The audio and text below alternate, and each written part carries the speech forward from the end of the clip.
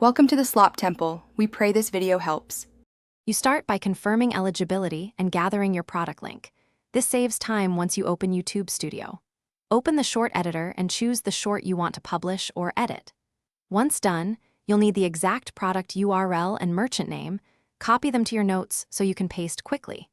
Make sure to enable any required features like product tagging or merch integrations.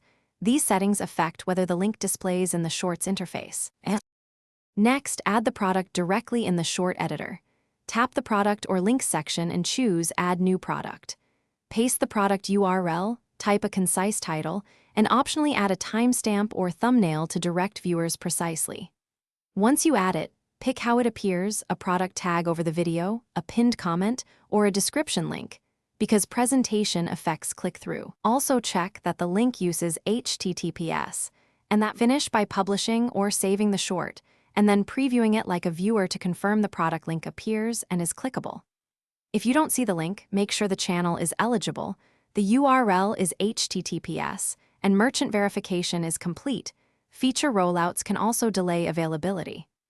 As a quick fallback, paste the link in a pinned comment and the video description, and monitor analytics to see clicks. Doing this helps you iterate and fix any placement or metadata issues quickly.